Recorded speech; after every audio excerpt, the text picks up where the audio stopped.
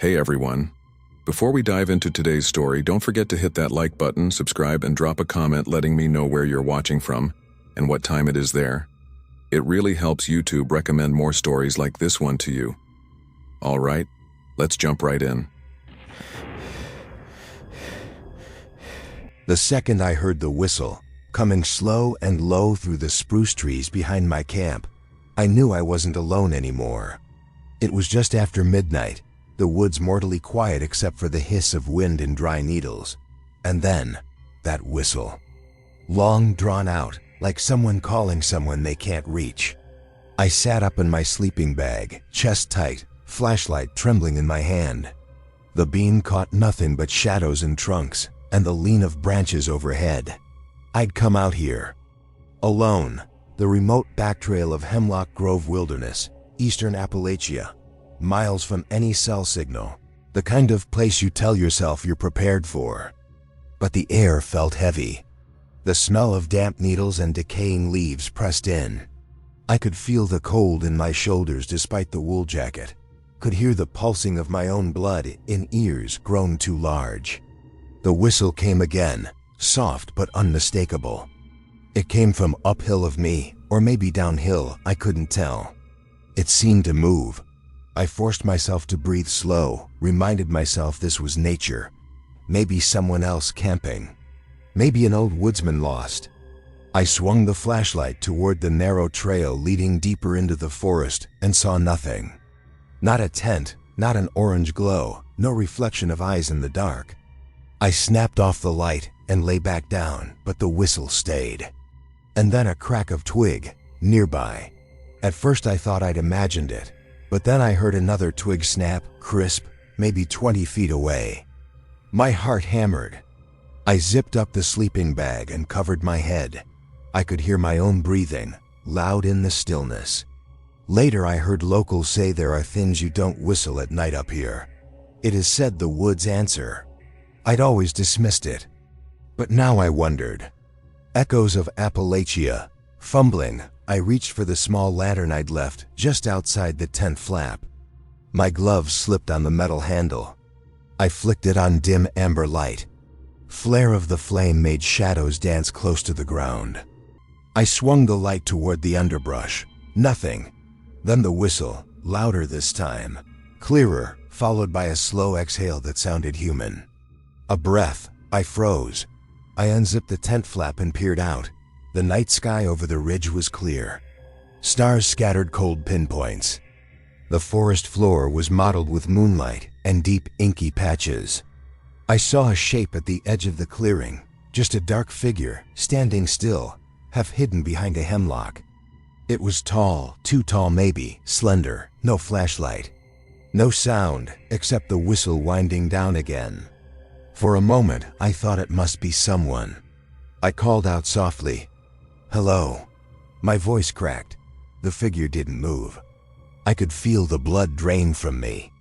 Then it stepped forward, or maybe just shifted. The lantern light caught the glint of something metallic on its hand. A long object?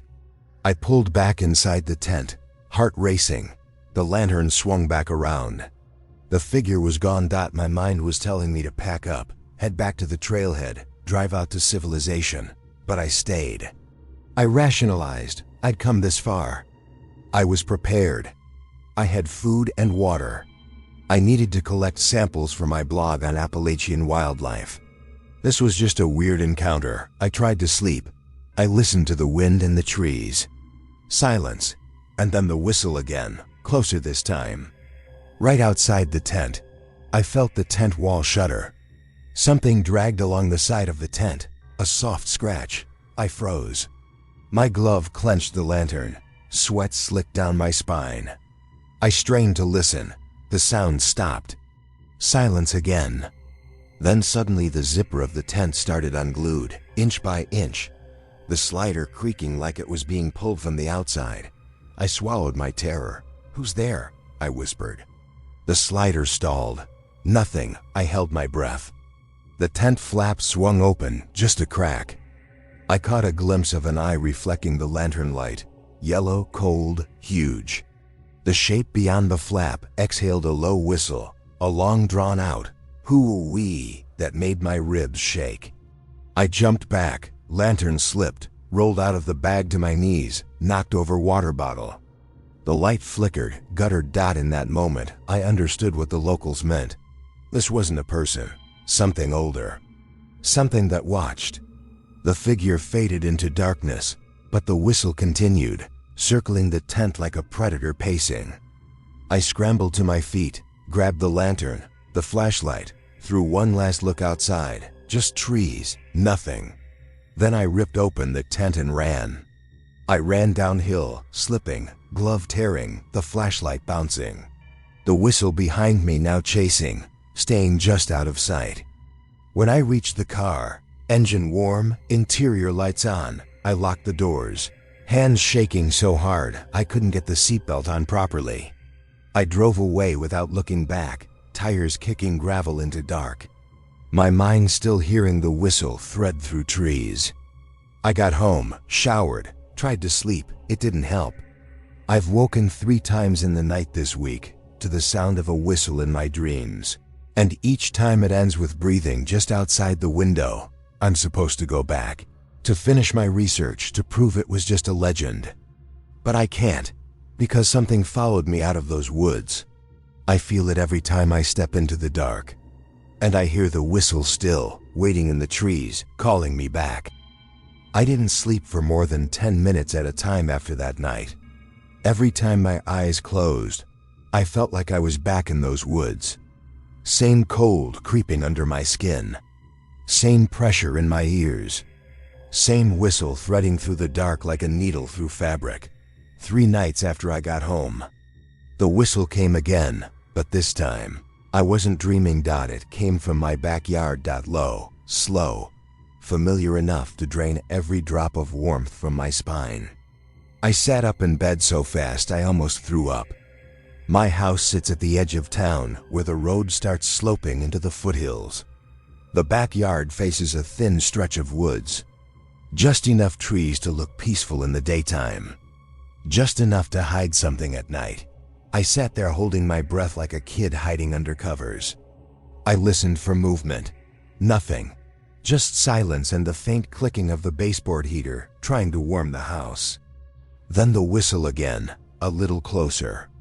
Like someone standing 10 feet from my back door. My heart slammed hard enough that I felt it in my teeth. I grabbed the flashlight I kept by the bed and crept to the window. My hand shook so hard the beam jittered across the yard. I braced my wrist on the frame to steady it. Nothing, just grass. The old swing. A patch of black trees behind it, still as a photograph.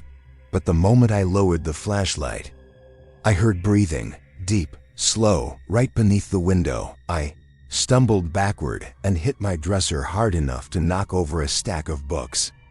I didn't even pick them up. I sprinted out of the room and grabbed my phone from the kitchen counter. I dialed 911 with hands that barely worked. The dispatcher tried to keep me calm, asked what I was hearing. I told her someone was in my yard. She kept asking if I saw anyone. I told her no, but I could hear them. She said officers were on the way. By the time 2 deputies arrived, the yard was empty. They walked around with flashlights, checked the tree line, the shed, even the crawl space under the house. Nothing. No footprints in the dirt, not even disturbed grass. They kept exchanging these looks, the kind people give when they don't want to say, "This guy is imagining things out loud." Before they left, one of them suggested it might have been a deer. A deer doesn't whistle. I didn't sleep at all that night. I kept all the lights on. I sat on the couch with a blanket around me, trying to convince myself I was rational. That maybe the whistle was the wind or some stupid bird I didn't recognize. But deep down, I knew the truth. The whistler found me. It wasn't just some mountain legend or a creepy guy wandering the woods. It felt older, patient, like it had been waiting for someone to notice it. And now it wasn't going to stop. 2 days later, I found something on my porch. It was early morning. Fog hung low across the street. I opened the door to grab a package, but the first thing I saw wasn't the box on the mat. It was the pine needles, dozens of them, arranged in the shape of a spiral, perfectly neat, tightly wound, like a fingerprint pressed into the wood.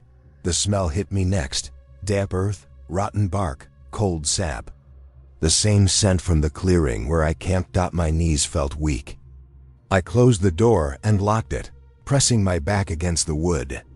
It wasn't an animal. It wasn't a prank.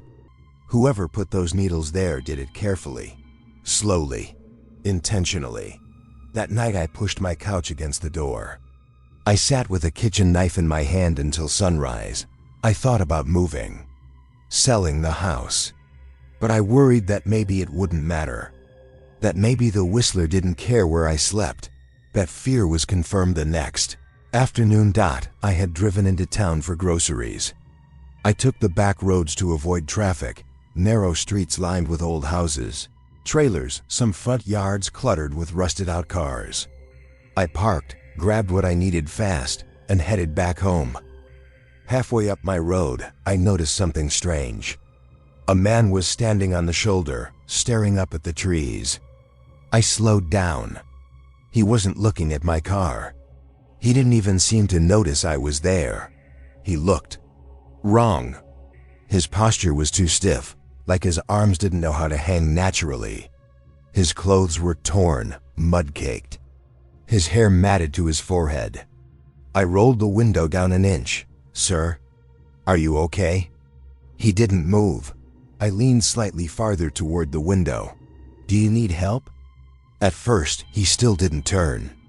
Then, slowly his head tilted sideways too far. Like his neck was bending, not rotating. When his face finally turned toward me, my stomach dropped. His eyes were wide, unblinking, yellow in a way no human eyes should be. And his mouth hung open just a bit, like he had forgotten how to close it. He stared at me. I stared back. And then slowly, he lifted 2 fingers to his lips. He whistled. It was the exact same sound from Hemlock Grove, low and patient. A sound that made my hands go numb. I slammed the gas. The tires squealed, and I shot forward so fast I almost lost control of the wheel. But the moment my car straightened, I looked in the rearview mirror. The road behind me was empty. He was gone, completely. Drove home shaking so badly I nearly parked on the lawn. I locked myself inside and didn't move for hours. I kept replaying the whistle in my head. Kept seeing those yellow eyes. I knew then that it wasn't following me. It was wearing people. Like clothes, like masks. I stayed inside the next day. Barely ate. Barely moved. Every noise outside made me flinch. Every creak of the house had my heart racing. I was scared to even look out the windows. That night, just after 1 a.m., the power went out. Everything snapped into darkness so fast that my breath caught in my throat. I fumbled for my phone. The screen lit up the room a faint blue. I could see my own breath in front of me. The temperature had dropped. Hard. And then came the sound I will never forget. My back door handle turned. Softly. Slowly. Metal, squeaking like someone testing it. Trying to feel how much force it needed, I pressed myself into the corner of the kitchen. Behind the island, phone screen shaking in my hand. My breath felt loud. Too loud. The door handle twitched again, then the whistle. Right on the other side of the door, I felt the world go silent around me. Completely silent. Like the air itself froze. A slow scrape followed, something dragging across the wood outside. Up the door. Across the window. Down again. The whistle came back, louder this time, vibrating in the glass. I dialed 911 again. It rang and rang. Nobody answered. Maybe the outage cut service. Maybe something else happened. I don't know. I just know the phone didn't help me that night. The dragging stopped. Silence. I waited, barely breathing for what felt like an hour. Then I heard footsteps on the porch. Heavy ones. Like whatever was out there had weight now. Then I heard it step off the porch. Onto the grass. making its way toward the tree line behind the house. I didn't move until dawn, when sunlight finally filled the kitchen. I unlocked the back door and opened it with one hand while holding a broken broom handle in the other. What I saw made my stomach flip. Footprints. But not normal ones.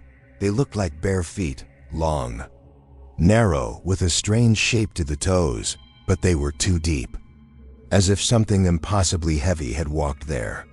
They led from the porch steps into the woods, straight into the dark tree line. I called the sheriff again. They sent a deputy.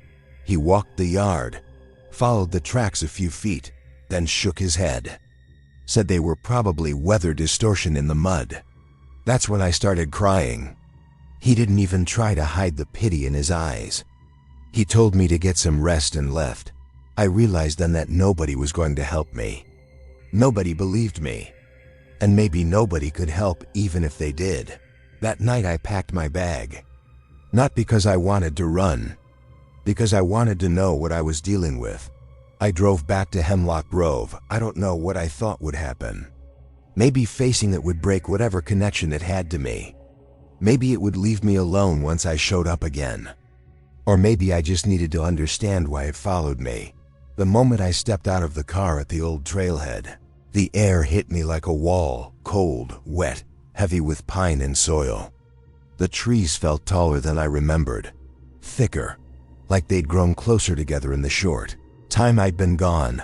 I walked the same path I'd taken during my trip. My footsteps sounded too loud. Every twig snap behind me felt intentional. I kept seeing shapes at the edges of my vision, tall, thin silhouettes between trunks. The deeper I went, the quieter it got. Not peaceful quiet, dead quiet. The kind where even the wind seems to avoid the place. When I reached the small clearing where my tent had been, I stopped cold. My lantern was sitting in the middle of the clearing, the same lantern that had rolled away. When I ran that night, the glass was cracked, the metal dented, but it was unmistakably mine. I didn't pick it up. I couldn't. Then the whistle came, soft, slow, behind me. I turned around. There was a man standing at the edge of the clearing. Or at least, I think it was a man. He was too thin, too tall. His joints bent the wrong way, like his limbs remembered how to move, but his bones didn't. His head tilted sideways when he saw me. That same unnatural angle. His eyes were yellow. His lips parted. I felt the air leave my chest before he even made the sound.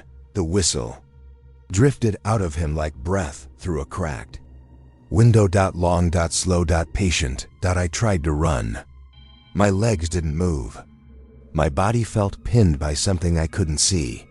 He stepped forward once, just one slow, deliberate step, and the forest around me seemed to vibrate, like the trees were holding their breath. Then he lifted his hand, not to reach for me, but to point. Behind me. The first time we saw the lantern light, we thought someone was just ahead of us on the trail. But no matter how fast we hiked, we never caught up. It was supposed to be a simple weekend trip. Me and Elin, my best friend since college, had been planning it for months. We were both burnout city guys looking for a reset, and Wolf Gap Trail in the Appalachians looked perfect. Remote, quiet, almost no cell reception. Exactly what we wanted. But from the first hour on that trail, something felt off. It wasn't anything obvious.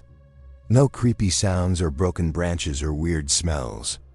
Just the air felt wrong. Heavy, like it hadn't moved in days. The deeper we hiked, the thicker it got. And there was this weird fog that clung to the ground. Even in broad daylight. By the time we hit mile 6, the sun had dropped low behind the ridge and the trail had narrowed into a steep cut between pine trees. We decided to stop for the night and set up camp near a dried-up creek bed. There were no other tents around. Just silence and fog curling around our boots. That's when we saw it. A flicker of light between the trees, orange and soft. like an old gas lantern swaying in the dark. Eli stood up fast. "You see that?" I nodded, already reaching for my flashlight. Could be another hiker. But when I clicked on the beam, the light was gone. Just mist and shadows. We both laughed it off. Campfire reflection, Eli guessed. Or my eyes playing tricks. But later that night, I saw it again. Closer. I was half asleep in my bag when I noticed a faint glow through the tent wall. I sat up and unzipped the flap, expecting maybe another group had pitched nearby, but there was no one there. Just the light, now maybe 30 yards off the trail, hovering, swaying, like someone was walking with it. Except I didn't see anyone holding it. No arm, no figure. Just the light, hanging in the fog like it was waiting. I whispered to Eli, "That damn lantern's back." He sat up and rubbed his face. "Where?" I pointed, and then it started moving. Slow, deliberate, like it wanted us to follow. "Maybe it's a ranger," Eli said. But he didn't sound convinced. The light turned slightly, angled away, and I swear to God, it paused, like it was checking if we were coming. Then it drifted farther into the trees.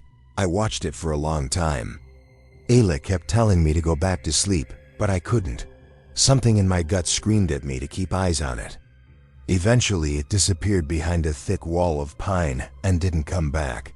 That should have been the end of it, but the next morning, we found boot prints. Fresh ones. They led from the trail, straight into the woods, toward where the light had been. They weren't ours. The pattern was different, the size wrong. And there was only one set. Single dash file. No return trail. Eli joked about ghost hikers. I didn't laugh. That day, the trail got worse. Overgrown in places, barely visible.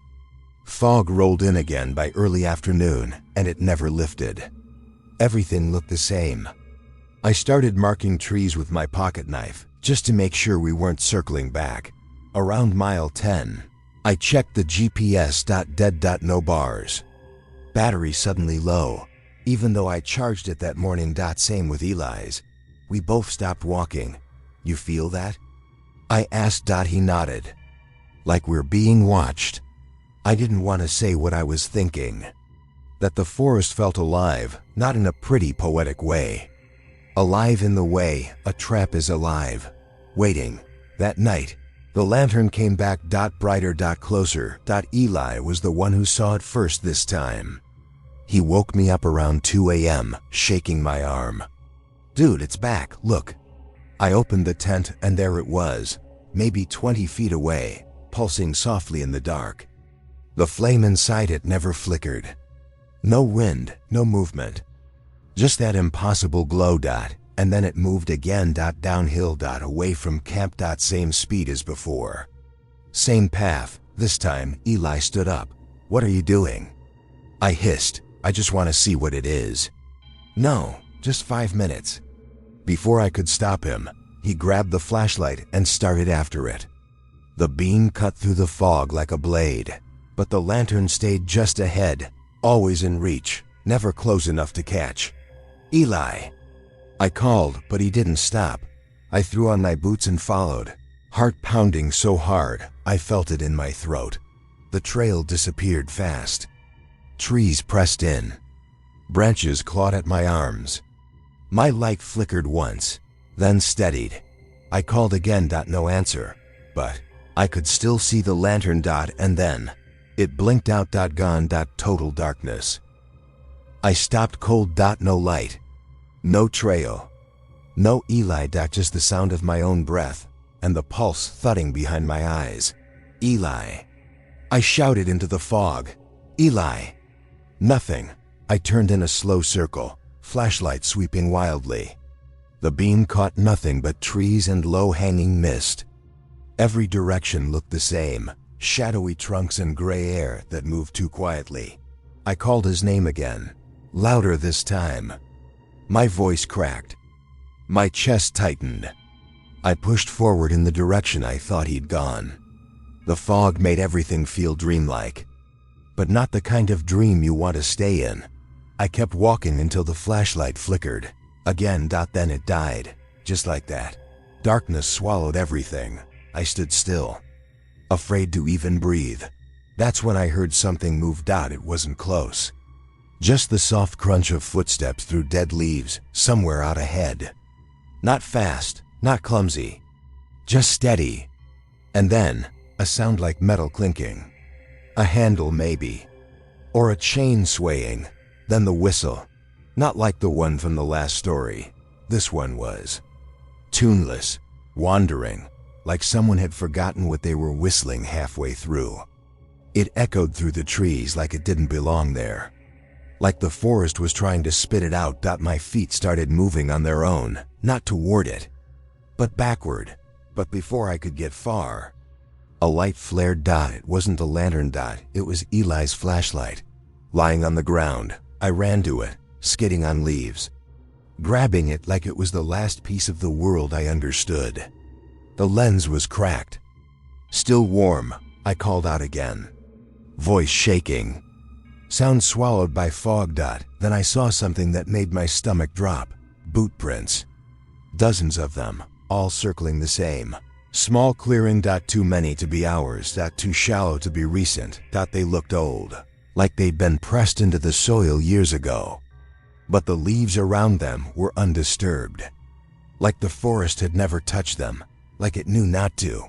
I don't know how long I stood there. Maybe a minute, maybe more, until I heard it again, the whistle. But this time, behind me. I turned around fast. Nothing there. Then it came again. This time beside me. Then in front. I started running.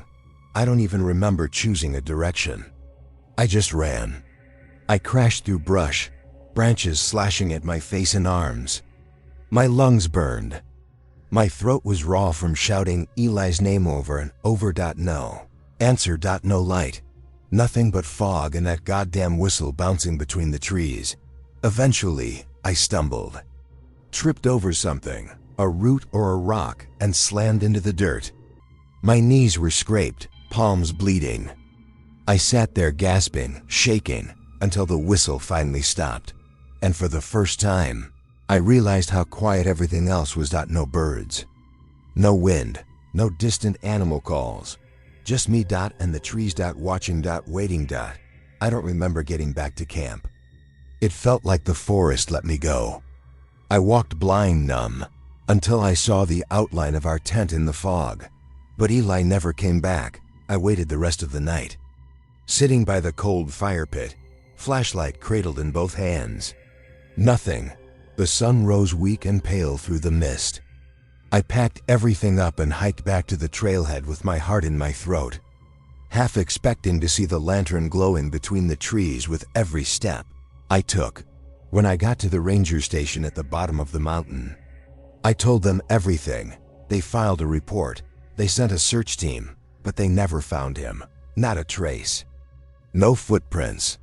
No blood. No torn clothes. Just ... got gone ... And the weirdest part? One of the older rangers didn't even look surprised. When I showed him the clearing on the map, the spot where the flashlight was, he just stared at it for a long time. Then he said something I'll never forget. "You saw the lantern, didn't you?" I didn't answer. He nodded anyway. That part of the trail's been closed before. Back in the 80s, same reason. Hikers chasing a light that's always just ahead. Some never come back. Some do. But not the same. He looked at me like he wanted to say more, but IDN single quotes to ... just told me to get some rest. That night I drove home in silence. Every shadow outside the car looked like it was holding a flicker of orange. Eli's mom still calls me sometimes. Asks if I've heard anything. I always say no. What am I supposed to tell her? That something in those woods took him? That I followed a floating lantern through the fog, and my best friend vanished without a sound? That sometimes, when I close my eyes, I still hear that whistle? I haven't gone back to the mountains since, but a few weeks ago, I got a package in the mail. No return address. Inside was a small camping lantern. Old. Rusty. Still. Warm dot, it smelled like fog dot, and when I turned it on, the flame flickered. But never moved, like it was waiting for something. For me. Maybe. The lantern man isn't stuck in Wolf Gap anymore. Maybe once you've seen the light, it never really leaves. Maybe one night soon, I'll see it outside my window, and maybe this time it'll be me who follows. The first night we stayed in cabin 6, I found the message hidden behind the bathroom tile. It said, "Don't sleep in the bed." At first, I thought it was a joke. One of those weird Airbnb things people do for TikTok clout or whatever. But the handwriting didn't look playful, it looked desperate. Scrawled in pencil, faded, jagged. It was carved into the drywall behind a loose ceramic tile. Like someone had popped it off and scratched the warning as fast as they could. Never told my girlfriend. I should have. We booked the cabin for a long weekend, just the two of us. Off-grid, cheap, tucked into some backwoods ridge in the Appalachian foothills. The listing said rustic, peaceful, no Wi-Fi, total disconnect. It was only accessible by one gravel road that curled into the trees like a spine. When we arrived, everything looked normal enough. Just a row of 7 identical wood cabins, spaced out along a ridge. No other guests that we could see. We were in number 6. The key was in a little lockbox on the porch. Inside, the place was dark, but cozy, cleanish. There was a weird smell I couldn't place at first, like mothballs and wet wood, but nothing awful. The bed was made. Kitchen had those little coffee packets and a welcome note, but the bathroom, something felt wrong in there. The light above the mirror buzzed when I turned it on. The fan didn't work. The floor tiles were cracked. And that's when I noticed one of the tiles near the baseboard was sitting slightly crooked. Like someone had tried to wedge it back in but failed. Pried it off with my fingernail. That's where I found it. Don't sleep in the bed, just like that. No signature. No explanation. I stood there staring at it while the bathroom fan groaned to life on its own and then cut out again. I don't know why I didn't show it to her. Maybe because I didn't want to ruin the weekend. Or maybe because some part of me knew it wouldn't help. That night, the air felt thick. Like the cabin didn't breathe right. It got cold, even though it was almost May. We sat on the couch under a blanket, drinking wine and listening to the quiet. No traffic. No people. Just wind in the trees and the creak of old wood around us. She went to bed first. I stayed up scrolling through old photos on my phone, even though I had no service. Just something to keep my brain busy. I didn't want to go in that room. Eventually, I forced myself to. She was already asleep, curled up, one hand on her chest, breathing slow. I stood there for a long time in the doorway, listening. It was so quiet I could hear the fabric of the blankets shift with her breaths. That's when I noticed the temperature again. It was freezing, but I hadn't heard the heater kick on. I went over and checked the little unit under the window, off. Completely dead. No lights. I pulled the blanket up around her and got in beside her. I don't know how long I laid there with my eyes open, staring at the ceiling. Just listening. Around 3 a.m., I heard the floor creak in the living room. Just one step, like someone shifting their weight. I froze. My first thought was maybe I forgot to lock the door. My second thought was maybe it wasn't a step at all. Maybe it was just the house settling. But then it creaked again. Then again. Slow, careful footsteps, coming toward the bedroom. I sat up fast. She didn't move. I whispered her name. No response. I reached over and shook her gently. Still nothing. The footsteps stopped outside the bedroom door. I couldn't see anything. The hallway was pitch black. Then I heard the click. The doorknob turning. It turned slowly, like someone trying not to wake us, even though I was already wide awake. Heart pounding so loud it felt like it was echoing through the mattress. I reached for my phone on the nightstand. The screen lit up. No signal. But the second it glowed, the doorknob stopped moving. Silence. Total silence. I waited for the door to open, but it didn't. I held my breath so long it hurt. Eventually, I got up, crept across the room, and pushed the door open fast. Light from my phone cutting through the dark. There was nothing there. Just the empty hallway, and the living room. And the front door, still locked. I stood there for a full minute, scanning every corner of that cabin. Then I shut the bedroom door, locked it from the inside, and got back in bed. She still hadn't moved. I shook her again, harder this time. Nothing. It was like she was drugged, or in some kind of sleep I couldn't reach her from.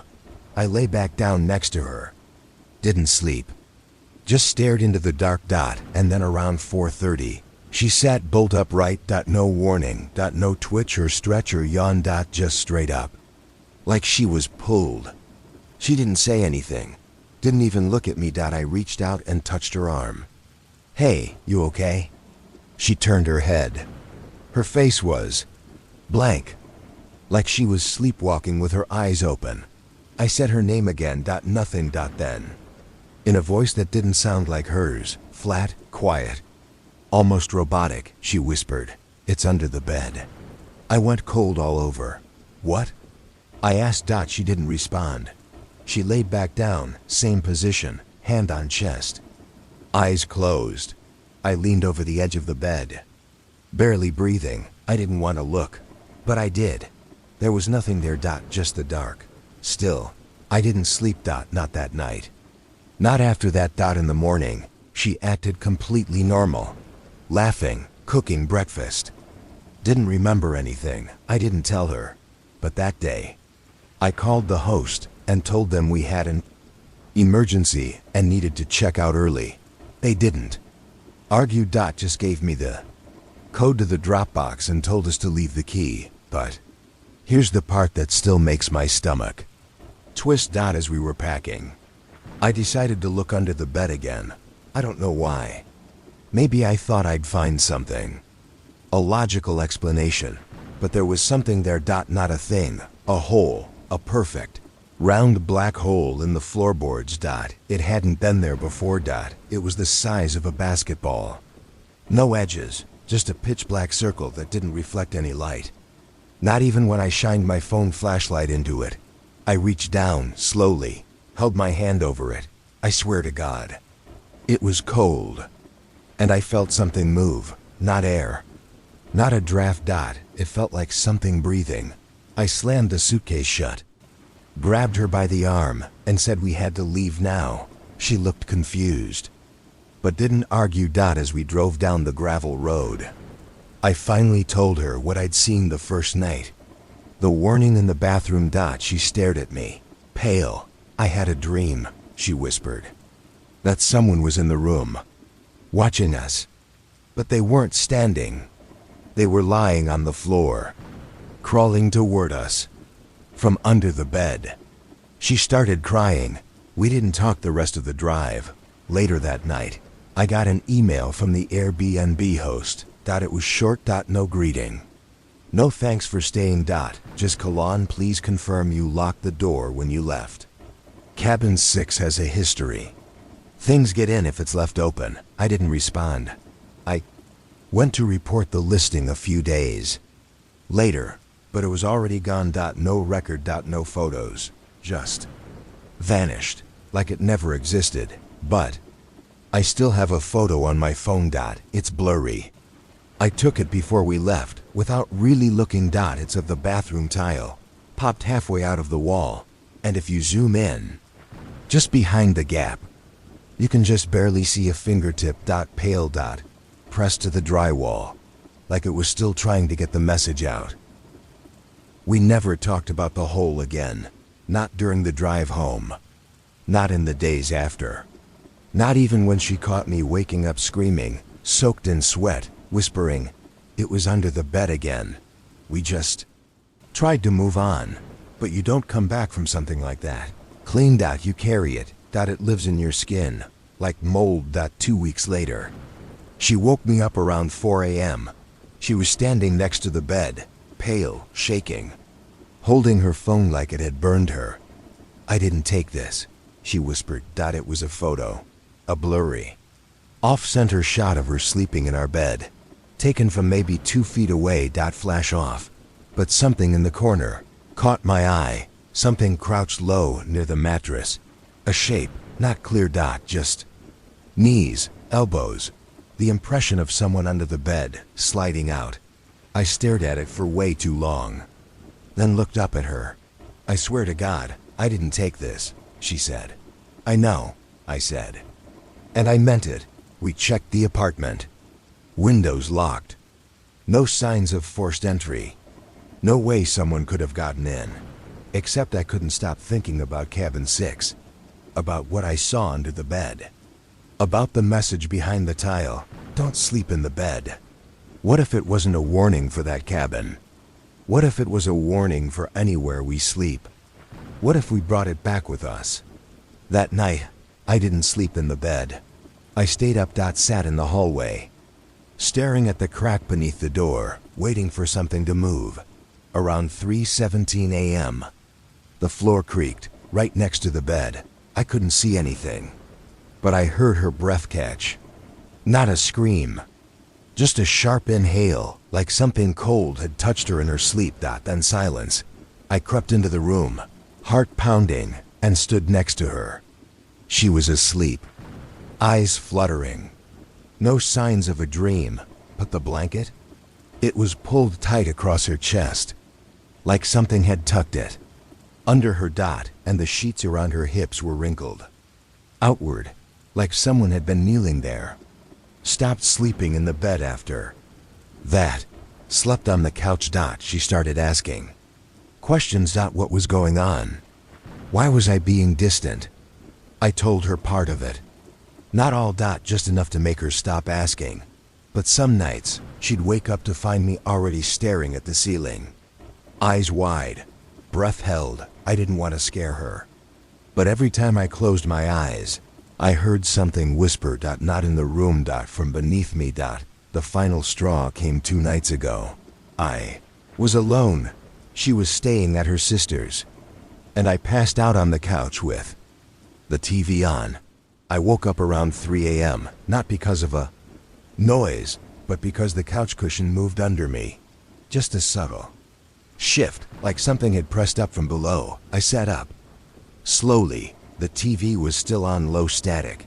The lights had gone off. And under the TV console, I saw 2 fingers, just sticking out into the light. Pale, stiff, like they were waiting for me to notice. I didn't breathe, didn't blink. Then the fingers twitched. Once, twice. Then slid slowly, silently back under the cabinet. I moved out that morning. Didn't even wait for her to come home. I told her I needed space. Told her it wasn't working. I lied, just to get her away from me. Because whatever I brought back from that cabin, it's tied to me. Not the place. Not her. Just me. She texted today. Said she'd started hearing breathing under her bed. Said she thought it was in her closet last night. Said she woke up to the feeling of someone brushing her hair, but when she turned on the light, there was mud on her pillow. I don't know what to do. I'm afraid if I talk to her again, it'll find her completely, that it'll move into her the way it moved into me. But I also think maybe that was always the plan. Maybe that's what Cabin 6 does. It waits for someone desperate enough to open the door. It marks them. It follows. And the bed? The bed is just the entry point. It gets in when you're still, when you're warm, when your guard is down. And then it waits under the bed, under the couch, under your skin. I went back to the listing today, the original Airbnb page, still gone, but I looked up the address, just coordinates now. No real house. No physical records, like the whole place folded in after we left, or like it was never really there.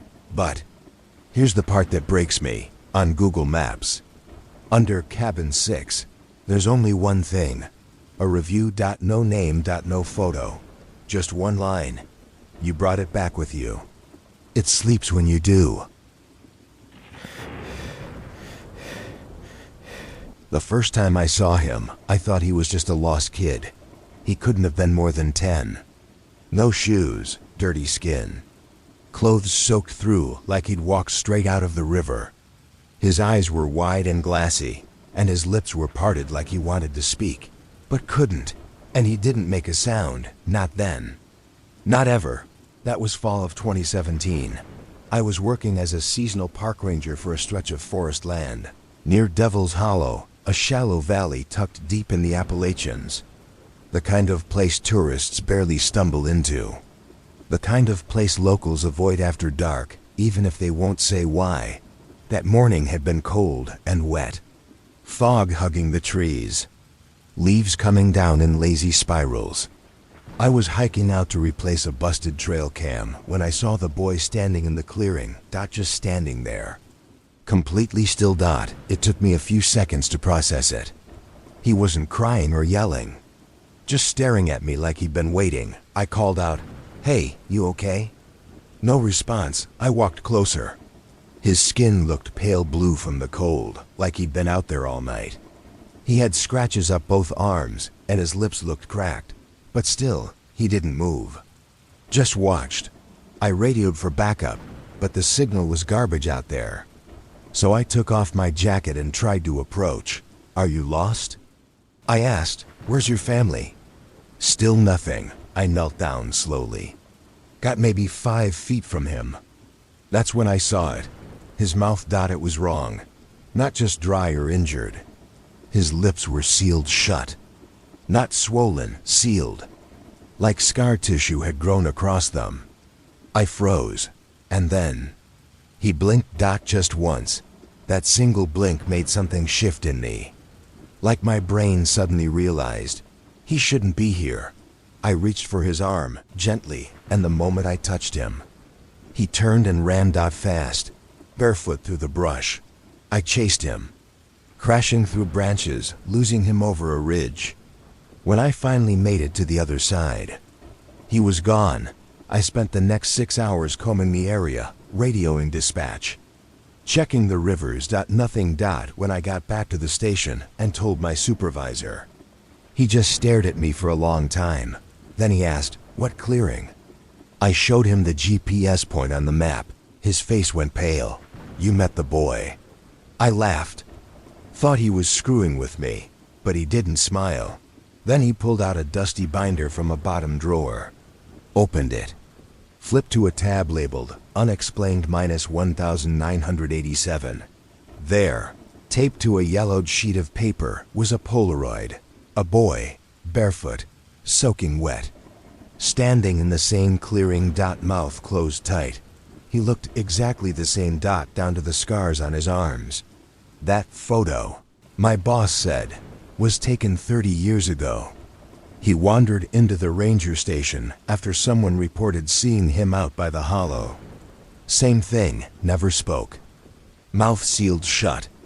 We took him to the hospital, and before we could ID him, he disappeared. Walked out in the middle of the night, gone. I asked if they ever found out who he was. They didn't. He just shows up every decade or so. Always in the fall. Always alone. Always in that same clearing. He's not a missing kid, my boss said. He's a place. That line stuck with me. I transferred the following season. Tried to forget. But this October, I got a text from an old coworker. He's back. A photo followed. Taken from a trail cam I'd helped install, one of the new night vision models. And there he was. Same face. Same eyes, still 10 years old. Standing in the clearing. Alone. Looking directly into the camera. I didn't want the house. I didn't even want the land. But when my grandfather died and left me the property out in Green Hollow, I figured I'd at least clean it up and sell it. A little cabin tucked into the woods, few miles from the nearest paved road. Seemed peaceful enough. At first, the place had been empty since my mom left at 16. She never talked much about her childhood, just called it bad land, and told me not to ask Dot. I thought she was being dramatic. I thought maybe she was just still mad at my grandfather for how he raised her, but now I think she didn't talk about it, because she was trying to keep it buried. The house wasn't much.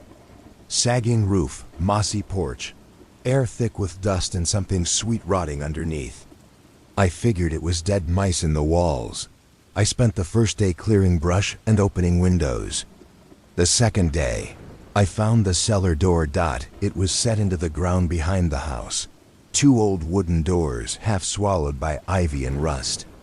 The kind of root cellar you see in movies. I almost missed it. There was a thick chain wrapped around the handles, not a padlock, not something someone forgot. This was reinforced. 6 loops of steel chain, cinched tight, like someone wanted whatever was in there to stay in. Naturally, I was curious. I probably shouldn't have been, but I'm a logical guy. I don't believe in ghost stories. If there was something weird down there, I figured it was mold, rats, maybe some old moonshiner stash. So I cut the chain. It took a while. Bolt cutters, gloves, the whole deal. But eventually, the doors creaked open. The smell hit me first. Wet earth. Old metal. But something else, like meat left out in a damp fridge. It was faint, but it crawled into my sinuses and stayed there. I shined my flashlight down. Wooden stairs. Dirt walls. Brick-lined ceiling like a tunnel. It went deeper than I expected. Way deeper. I called out, half jokingly, "Anyone down there?" The sound bounced back wrong, muffled, like the dirt itself was absorbing it. Took a step down. Then another. The air got colder fast. My breath fogged in front of me. I saw shelves, rotted wood, old jars full of what looked like peaches, beans, God knows what else. Most were broken. Some were still sealed, labels faded to smudges. There was something else. 2 symbols carved into the beams, circles, slashes, patterns I didn't recognize. Snapped a photo and sent it to a buddy of mine who's into old Appalachian folklore. He messaged back 5 minutes later. "That's a binding mark. Old as hell. Who the hell put that in a cellar?" I didn't respond, because while I was reading the message, I heard breathing. Not mine. From behind me. I spun around, flashlight jerking. Nothing there. Just the stairs leading up. But the breathing didn't stop. It was slow, wet, raspy, like lungs that hadn't been used in years. Then it stopped. I got out fast. Didn't even close the cellar doors. Just ran out into the yard and dry heaved. The sun was setting. The house cast a long shadow over the grass. I sat on the porch for a long time, shaking, telling myself it was just old pipes or my mind playing tricks. But the next night, I heard movement under the floor, slow dragging, like something was crawling along the beams. I tried to tell myself it was a raccoon, possum, anything. But it stopped every time I made a sound, even just shifting in bed, like it was listening. Waiting. I should have left then. I really should have, but I stayed. Kept trying to finish the cleanup. Kept telling myself I was being paranoid, until I found the journal, stuffed behind the furnace. Bound in duct tape. It belonged to my grandfather. Only a few pages were readable. Most were water damaged, stained, but the stuff I could read. He wrote about the thing under the soil. He wrote about the mistake in the earth. He said he sealed it in blood. He said, "Never open the cellar. Not until I'm dead. Not until it can take someone else." There was a final page. Just one line. It hears the name. It learns the voice. I dropped the book. My hands were shaking too hard to pick it up again. That night, I dreamed something was whispering to me through the floorboards. Not words, just breath, but it was my voice, over and over, like something had heard. Me speaking was trying to copy the sound. The next morning, I went to relock the cellar. The doors were open, wide open, like someone had pushed them. From the inside. I didn't go down .co/uldn single quotes tia. Instead, I poured gasoline around the opening. I set it on fire. I watched the flames curl into the hole. I swear to God something screamed. Not loud. Not angry. Just a surprised. Like it didn't expect to be touched. The fire burned out after 10 minutes. Nothing left but blackened grass and a scorched frame. I left that night. I don't even remember packing. I just got in my truck and drove. Until the woods disappeared in my rearview mirror. I sold the property to the county 3 months later. Took a huge loss. Didn't care, but here's what keeps me up now. Last week, I got a letter in the mail. No return address. No stamp. Inside was just a photo. Black dash and dash white. Of the cabin. And in the bottom corner of the picture, just peeking up from the ground behind it, was the cellar door, wide open, like it never burned. And on the back of the photo, in handwriting that looked like mine, it still knows your name. I almost convinced myself I made the whole thing up, that maybe the fire didn't burn like I thought, that maybe I imagined the breathing, the voice, the journal, all of it in a fog of isolation and grief after my grandfather died. But that photo? That's what ruined everything. The picture was printed on cheap glossy paper, like something from a gas station printer. And the writing on the back wasn't just like mine, it was mine. My handwriting, down to the crooked S. Same pressure marks. Same smudges, but I didn't write it. I don't even remember holding a pen. For the next few nights, I didn't sleep. Every sound in my apartment, creaks, knocks, distant hallway pipes, felt like it was coming up from underneath me. I live on the 3rd floor. Didn't matter. Every night, around 3 a.m., I'd wake up sweating, heart pounding. And always the same dream. I'm back at the cabin, standing at the top of the cellar stairs. The door is open. I can't see what's down there. Just hear something. Not speaking, but mimicking. A voice trying to sound like mine. Not quite getting it right. Too slow. Like it was learning the way babies try to talk. Only it wasn't a baby. And it wasn't human. A week after the photo showed up, I got a call from the county. A woman from some land office. She sounded confused. Hi, mister. Is this correct? Did you sell the Green Hollow property? Yeah, I said, already on edge. Months ago. Well, that's just it. The records show a transfer. But the property hasn't changed hands. I blinked. What do you mean? She lowered her voice, like someone might be listening. It's like the sale never finalized. The buyer doesn't exist. The check bounced and disappeared. And this is the weird part, the cabin's not on the land anymore. I went cold. What do you mean it's not there? She hesitated. It's just gone. There's nothing there now. No structure. No burn marks. No foundation. Not even a hole in the ground where the cellar should be. I didn't know what to say. She gave me a number to call. I never called it, because that night, something happened. I can't explain. Around 2:45 a.m., I woke up needing water. I went to the kitchen, flipped on the light. Nothing strange. Until I stepped back into the hallway. My bedroom door was closed. I hadn't closed it. I stood there staring at the knob. And then I heard it. Breathing. Not from inside the room, but from underneath it. The kind of slow, wet, inhuman breathing that comes from something too big to fit in your house. And somehow already there anyway. And just below it, like a voice pushing up through floorboards, I heard my name, not spoken, copied. A-A-N-N-N. Dree. Drawn out, slurred, like it was feeling out the syllables. I didn't move. I couldn't. Then, the smell hit. Wet dirt. Old wood. Something rotting beneath damp concrete. Like the cellar had followed me. No, like it wasn't a place anymore. Like it had become something else.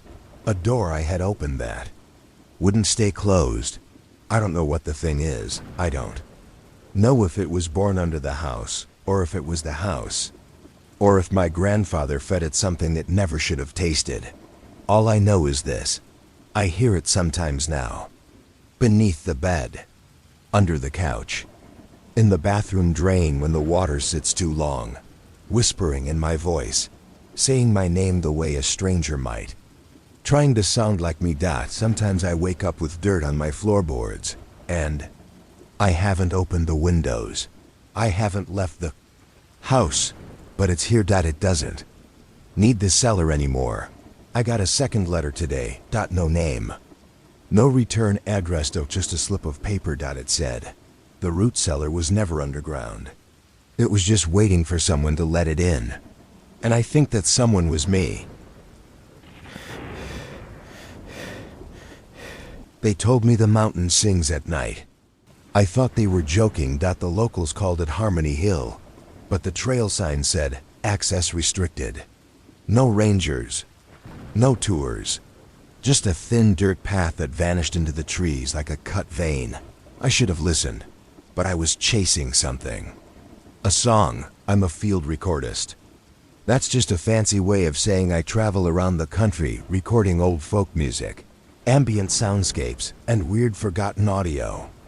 The kind of stuff you find on dusty reels in the corner of antique shops, or whispered to you in low voices over diner coffee by people who haven't been online since the 90s. That's how I ended up in eastern Kentucky, 2 miles outside a town so small it doesn't show up on Google Maps. I was looking for an old folk ballad called "Come Down the Hollow Road," a song I'd only heard once, from an old tape in a thrift store bin labeled "Do Not Play After Sundown." I played it anyway. The voice was wrong. Not bad. Just too good. Too clean for such an old recording. Like it had never aged. Like it hadn't been sung so much as inserted into the tape by something that had never breathed air. There was no background noise. No hiss. Just a voice that didn't belong to this world. I became obsessed. I started tracing it, town by town, tape by tape, until I landed in a diner in Letcher County. That's where I met a man named Curtis, who hadn't smiled once since I sat down across from him. "You want to know about that song?" he said. Without me even mentioning it, I nodded. He tapped the table once, then said, "It doesn't come from a person. It comes from behind the mountain. And if you go looking for it, it'll sing back." That's how I found myself standing at the base of Harmony Hill just before dusk with a field mic in my pack and a camera I wouldn't end up using. I hiked the old service trail, winding around roots and brush, no signs, no markers. The deeper I got, the quieter it became. No wind, no birds, just the soft crunch of dirt under my boots. By the time I reached the ridge, the sun was bleeding behind the trees. Orange mist pooled in the valleys. And then I heard it. Distant at first. Soft. Like someone humming in a stairwell 3 rooms away. Then voices. Many voices, perfectly in sync. Rich harmonies, echoing in patterns that felt wrongly precise, like they weren't being sung but executed. Like a code, I pulled out my recorder and hit record. The mic buzzed softly in my hand, but the sound wasn't coming from ahead of me. It was coming from behind the ridge. Curtis's words rang in my head again. "If you go looking for it, it'll sing back." And it was singing back. I should have stopped. I should have turned around. But the melody pulled at me. Not like a hook, more like gravity. Like the hill itself was leaning me toward the edge. I crept closer to the ridge, Line. And as I peeked over, I saw the source. At first, I thought it was a building, a church maybe. There were rows of figures, dozens, standing perfectly still, facing inward in a circle. Their mouths were open, but their bodies weren't moving. They didn't sway, didn't breathe. They just sang, like mannequins with lungs. Their voices rose and fell, in a rhythm too perfect to be human. Then one of them turned. Its face was smooth. No eyes, just stretched skin. But its mouth, wide, impossibly wide, kept singing. and somehow I knew. It had seen me. I backed away from the ridge too fast and slipped on the loose dirt. My recorder clattered down the slope. I scrambled back to my feet and ran. I didn't stop until I reached the base of the trail. But even then, I could still hear the music, like it was following me, like it had found its way into my ears and now lived inside my head. That night, I listened to the tape. I almost wished I hadn't, because when I played it back, the audio was there. The singing, but layered beneath it, quiet and almost lost in the mix, was my name, spoken in that same perfect tone. Once, twice, and then in harmony. The next day, I went back to the diner. Curtis was gone. Waitress said he hadn't been in since the night we talked. Said he left town every year around this time. Smart man. It's been months since then, but the music hasn't stopped. Some nights, I wake up to a voice humming in my apartment, in my own voice. My radio will switch on by itself, playing static that slowly twists into melody. I burned the tape. Didn't help. It's in me now. And last week, I found a small circle of dirt on my bedroom floor. 7 perfect footprints around it, facing inward. And at the center of that circle, my recorder, fully charged. Light blinking red, still recording, still humming. I haven't listened to the recorder since that night. I keep it in a locked box under my bed now, wrapped in towels, battery removed. Still, sometimes I wake up thinking I hear the red light blinking, like a heart still beating.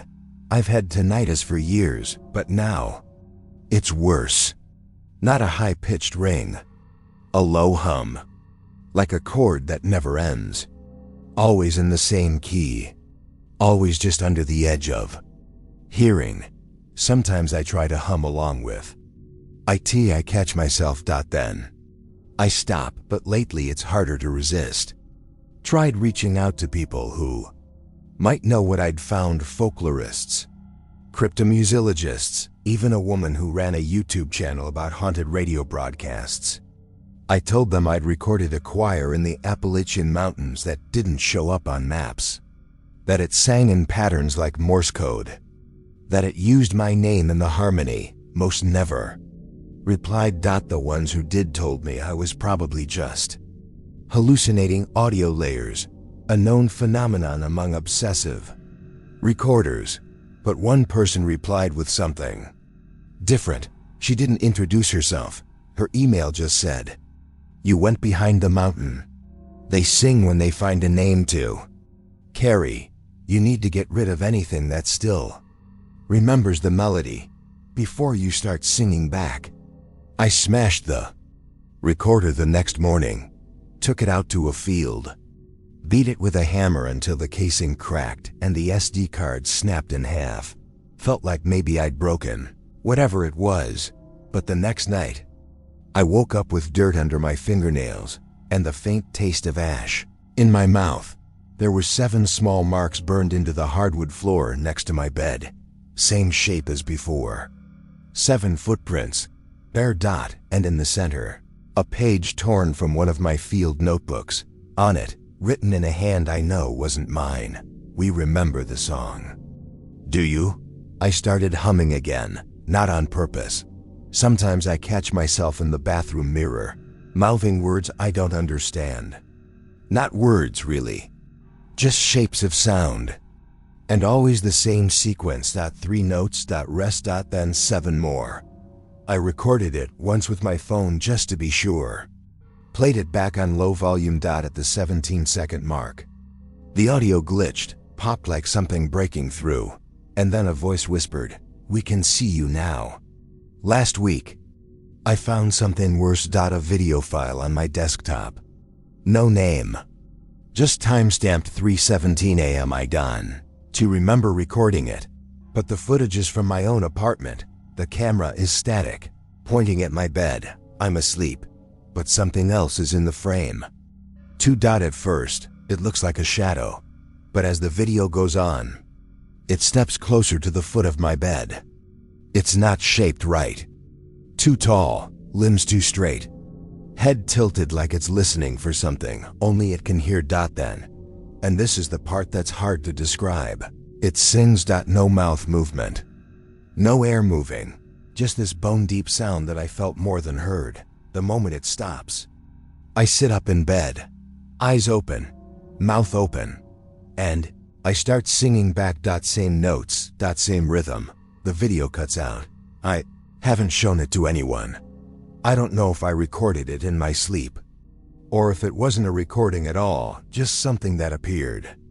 A warning, a memory, or maybe proof that I've been marked, that the choir isn't behind the mountain anymore. It brought the mountain with it, wherever I go. I don't know how much longer I'll be able to fight it. The humming gets louder every day. The taste of ash is constant now. My reflection lags in the mirror sometimes, like it's not entirely synced with me anymore. But the worst thing? Some nights, I dream I'm standing in a circle with 6 others, all facing inward, all singing. And in the dream, I know, the last voice to join will make it 7, and it'll be you. If you're reading this, don't listen to the recording. Don't go behind the mountain. And if you hear the melody in your sleep, just one time, don't sing back. That's how they find you. That's how the choir grows. I knew the second I hit it that it wasn't a normal dog. It looked like one for a moment. But when I stepped out of the truck, it was already standing back up. I was hauling a load of reclaimed wood through a winding stretch of eastern Kentucky. Back roads, no cell service, middle of nowhere. It was after midnight, and I'd been driving for 11 hours. The kind of tired where the road starts breathing. If you look at it too long. Then it darted out of the trees. Big. Black. Low to the ground. I swerved, but not fast enough. I felt the thud under the right tire. It jolted the whole rig. I cursed, slammed the brakes, threw it in park. Adrenaline shook the tired right out of me. I grabbed my flashlight and climbed down. The woods were dead quiet. I walked around the front, nothing. Then I heard something behind the truck. I stepped around to the back, and there it was. Standing in the middle of the road. Not injured. Not limping. Just watching me. Its eyes caught the flashlight beam. Yellow. Too yellow. Its mouth was slightly open. Tongue lolling out like a dog, but it wasn't breathing. No pant. No rise or fall. Just still. That's when I noticed its legs too long and its body wrong shape, like someone who had seen a dog once and tried to build one from memory. I didn't move. Then slowly, it smiled, not like a dog smiles, like a person pretending to be one. I got back in the truck without looking away, slammed the door, locked it. My hands were shaking as I turned the key. The engine wouldn't start. Click, click, nothing. Headlights stayed off. It was still watching me. Didn't move. Didn't blink. I tried again. Click, click. Then the thing took one step forward. Not like a dog. Not even on 4 legs. It rose up. Stood tall on 2, like it was unfolding. Screamed. Turned the key again, and finally the engine roared to life. I slammed it into gear and took off. The tires spun on loose gravel, and I fishtailed, barely staying on the road. I didn't look back. Not for miles. I didn't sleep that night. I kept the motel curtains closed and the lights on. Every car that passed made me flinch. Every bark outside made my heart seize up. The next morning, I checked the truck. There was no damage. No blood. No fur. Like I never hit anything. Told myself it was a trick of the dark. Exhaustion. Hallucination. Maybe. Until it showed up again. 2 days later, I was in a different town, staying at a friend's workshop overnight. They were out of town, but said I could crash in the loft. Around 1 a.m., I went downstairs to grab water. Something scratched at the front door. Froze. There it was again. Scratch. Scratch. Thump, like paws. Then the whine, not a dog whine. Almost vocal. like it was trying to sound like distress. I crept to the window and peeked out. It was standing on the porch. But this time, it didn't pretend to be a dog. It was upright. Tall. Skin hanging loose around. Its arms like an ill-fitting hoodie made of flesh. Its head was too round, too low. Legs long and bent backwards at the joints. Its face no muzzle. Just a stretched grin with too many teeth. It knocked twice. Then it said my name in a high, dragging voice, like a child trying to copy something they'd only heard. Let me in. I ran back upstairs, locked the loft door, hid behind the couch and called the cops. Signal barely held. The dispatcher asked me 3 times if it was a break-in or an animal. I said both. By the time they got there, it was gone, but the doorknob was twisted halfway off, and in the dirt outside the porch were prints. Not paw prints. Bare feet, but not human. Too many toes. And claws. I started seeing it more often after that. Always from a distance, a black shape, sitting on the edge of a parking lot, watching from a tree line. Pacing behind my motel at night.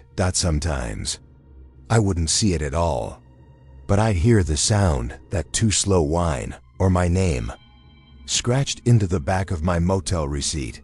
I tried to leave the region, but my truck broke down twice in 1 week.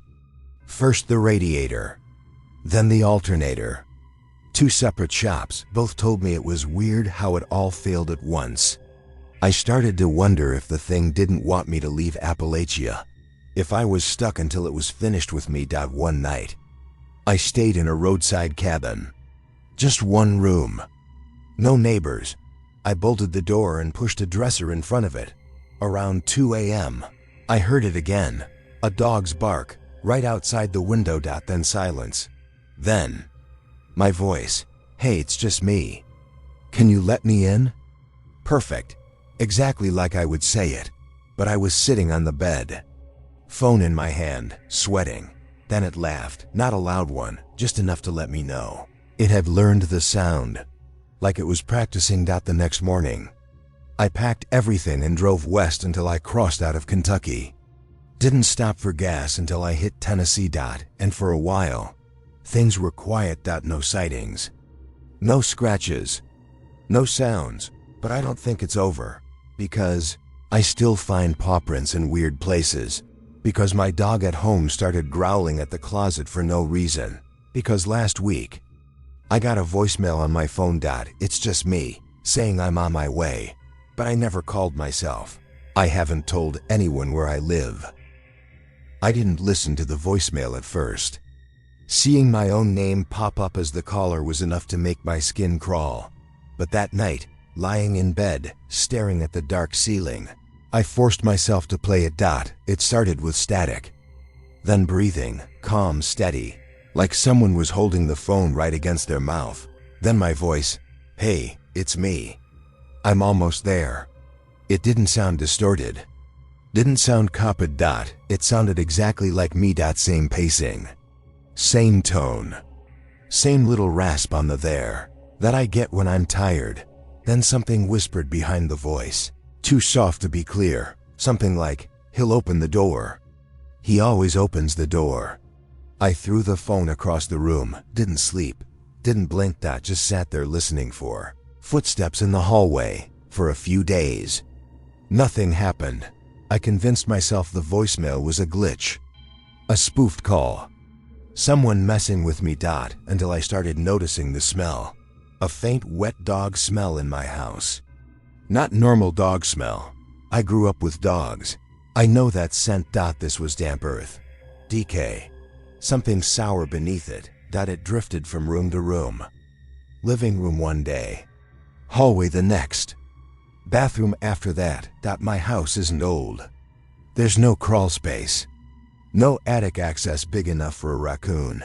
But the scent moved like something wandering, following, watching. By the 4th night, it settled outside my bedroom door. I lay awake listening, and that's when I heard the scraping. Slow, dragging, like claws moving across the wood grain. I grabbed my phone, but the screen stayed black. Dead battery, even though I'd charged it. Scraping stopped. Then something pressed against the door. Not a knock. A lean. The wood flexed inward like a body was resting its weight against it. Then my own voice. Inches away. Hey, it's me. Open up. I didn't move, not even to breathe. The voice sounded exactly like mine. Exactly. But there was something underneath it. A trembling, too wide smile I could hear. A shape in the vowel sounds. Wrong cadence. Like it had watched me talk, but didn't fully understand how humans stitch words together. Then, another voice joined in. Same voice. Same pitch. Same me. Two of me, whispering my name over and over, like a prayer they wanted me to finish. I pressed my back into the corner of the room and waited for sunrise. The next morning, the smell was gone. The house was silent. Everything looked normal. Except the doorframe. Deep grooves dug into the wood. 5 of them, parallel, as long as my whole hand, and the doorknob bent straight down, like something had gripped it too hard. I booked a motel that same hour, didn't pack anything, just left. I've moved 3 times since then, 3 different states, 3 different jobs, doesn't matter. It follows. Never close. Never enough to catch, just trailing. I'll see it sometimes from the driver's seat, a black shape on the shoulder of some lonely road. Or I'll hear a bark behind a dumpster behind whatever job I'm working. And then it'll turn into a laugh. My laugh. One night, outside a grocery store in Missouri, I saw it fully. It was standing under a streetlight across the parking lot, still wearing that dog shape, loose skin, limbs wrong, head low, but taller now, almost my height. Its eyes reflected yellow, and its mouth stretched too wide. Too human. And it whispered my name, not loud, not meant for anyone else. Just enough for me to hear. Just enough to remind me it knows exactly who I am. Don't think it wants to kill me. I think it wants to be an E, or maybe it already is. Last week, my neighbor swore he talked to me outside around midnight. Said I asked him weird questions about what time I come and go. Said I was standing funny. Said my voice sounded a little off. I was asleep at the time. Alone. And then yesterday, I got another voicemail. Same unknown number. Same static, but it wasn't my voice this time. It was my neighbor's, terrified, whispering, "Carl, there's something on your porch. It looks like you, but it's smiling." Static swallowed the rest. Then something breathed into the microphone, a low, wet, excited inhale, like it was finally close enough to touch the door, like it had found me. Again, I'm leaving tonight, driving west until the road stops, but I don't think it matters. I think once the dog thing learns your voice, once it knows what you look like, it just walks, and walks. And walks until it finds you.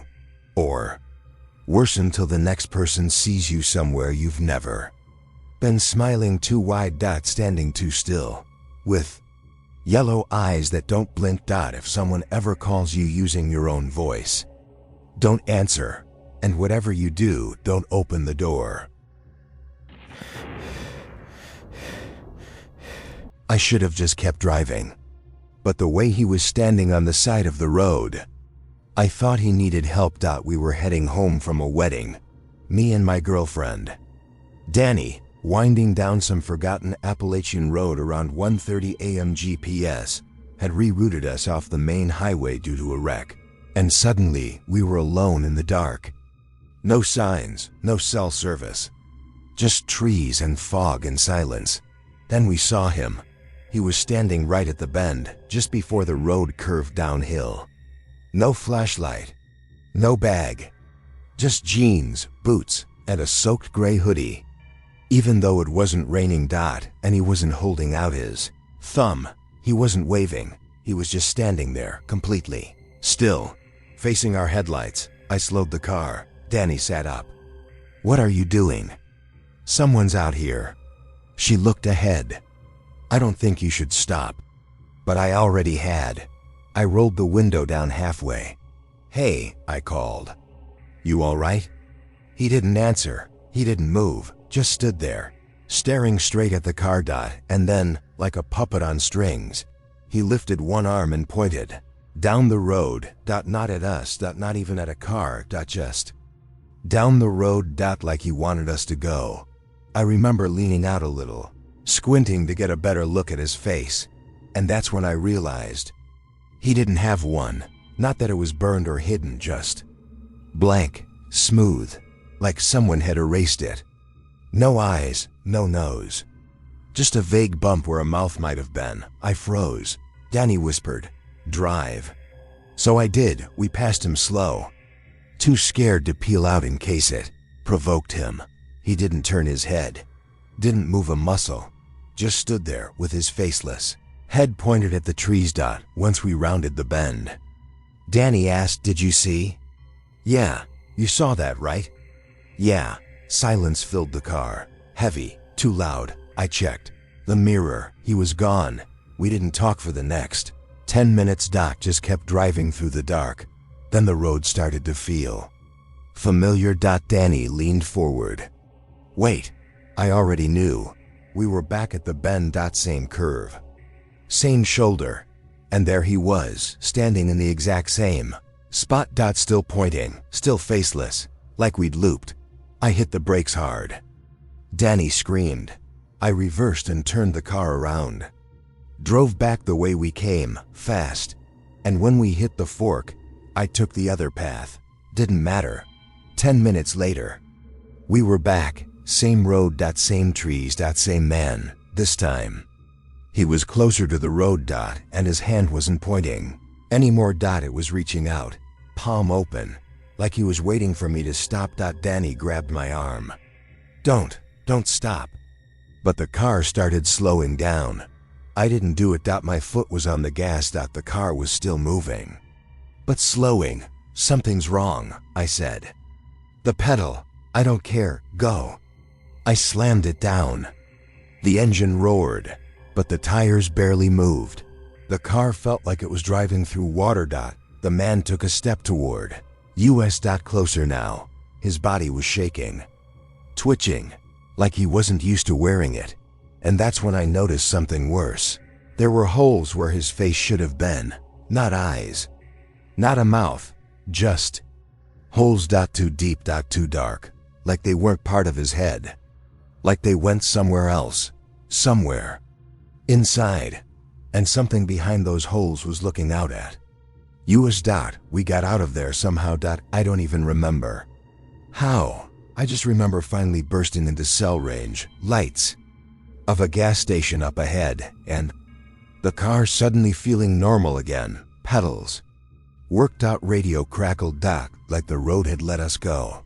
We didn't say much after that. Donnie made me promise never to drive back through that part of the state again. I agreed. But here's the thing that still eats at me. I looked up that road. It doesn't exist. Not in any GPS archive. Record. Or Google Street View. It's like it's not real. But I saw it. We drove it. And last week, Danny sent me a photo. No caption. Just an image from her apartment peephole. And there, standing just outside her door, in the hallway, was a tall figure. In a gray hoodie, with no face. I didn't go to Danny's. I should have. But the second I saw that photo, something inside me twisted. A deep, instinctive fear I didn't have words for. Because the figure in her hallway wasn't just standing there. It was tilting its head, like it was listening at her door, listening for me. I called her immediately. She answered on the first ring, whispering, "He's still out there." I could hear something behind her. A faint scrape. A soft shift of weight on old carpet. "Don't go near the door," I said. "I'm calling the police." "No," she hissed. Last time I looked through the peephole, I think he heard me. What do you mean he heard you?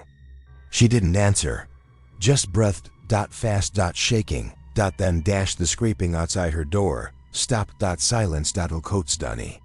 I whispered, I think. She said, I think he's on the floor now. My stomach dropped. What? He got lower. Like he's crouching. I felt ice crawl up my spine. The hollow-faced man didn't move like a person. Every shift was too slow or too jerky, like a puppet whose strings were tangled. Stay on the line, I said. I'm calling. Something bumped the door, not a knock. A shoulder, maybe. Or a head. A heavy thud. Donnie gasped. I heard her stumble backward. Don't let him in, I said. Don't say anything. Don't move. She choked on her breath. He's smelling the door. I clamped my hand over my mouth, because suddenly, I remembered something when we drove past him the second time. When he turned his hollow face toward the car. I wasn't the one he was looking at. He was looking at her. I told her to go to the bathroom. To lock the door. To turn on the shower so he couldn't hear her movements. She didn't make a sound while she moved. But I heard him. He dragged something across the carpet, a long, slow scrape, until it stopped right in front of the bathroom door. I could hear him breathing. Only it wasn't breathing. It was wind. Deep and hollow like air whistling through a cave. Then he whispered, in a voice so faint I almost convinced myself. I imagined it, Diane. The way a stranger would test out a new word. Her name didn't sound right. Too stretched. Too cold. I felt sick. Donnie, I whispered. He's not a hitchhiker. He's not a person. Whatever he is, he knows your name now. I heard her start to cry. Something banged against the door. Hard, she screamed. Then the phone went dead. I broke traffic laws I didn't know existed to get to her place. When I pulled into the parking lot, everything was quiet. Too quiet. No lights on in the hallway windows. No movement. Her apartment door was cracked open. I shouldn't have gone inside. But I did. The hallway smelled like dust and cold air. Like the mountain road. Like the bend we couldn't escape. Danny? I whispered. My voice echoed unnaturally. Like the walls were hollow. I stepped into the apartment. The living room light flickered once, then died. I found her phone on the floor. Screen cracked, warm. Danny, I said louder. Something moved in the kitchen. Not footsteps. More like a shifting weight. Like something getting into position. I backed up, nearly tripping over the coffee table. Donnie? No answer, but something leaned forward just far enough that I could see it. A hand. Long. Thin. Gray. Reaching around the corner of the kitchen wall, feeling its way toward me. The fingers didn't bend right. They clicked when they moved, like joints that had been taken apart and put back together in the wrong order. I ran out of her apartment, down the hall, down the stairs so fast I almost slipped, out to the parking lot, into the car. I didn't breathe until I hit the highway. I didn't stop driving until sunrise. She was gone. Vanished. No signs of blood. No forced entry, according to the police. Nothing missing except her. And her front door. They said it wasn't broken. Said it didn't even look like it had been pushed. But I saw the floor. I saw the carpet torn in a perfect arc. As if something with weight had slid toward the bathroom. Like it didn't walk. It glided. 3 days later. I got a package. No return address. Inside was her necklace. One she wore at the wedding. Attached to it was a photo. Not printed. Not digital. A Polaroid of Donnie. Standing on that same Appalachian bend. Alone. Her mouth open like she was screaming, but the photo had no sound. Just her. Frozen. Behind her, half hidden by the trees, was a tall figure. In a gray hoodie, and its face still hollow, still wrong. But now, there were 2 new holes right where her eyes should have been, like it was trying out a new shape. New face, a new mask. Her mask, I don't know where she is. I don't know what that thing wants, but sometimes on quiet roads, when the fog gets thick, I see someone standing at the next bend, still, facing me, waiting, and every time I don't stop, I don't slow down, I don't look at the face, I just keep driving, because I think if I ever stop again, it won't be wearing that hollow face anymore, it'll be wearing hers.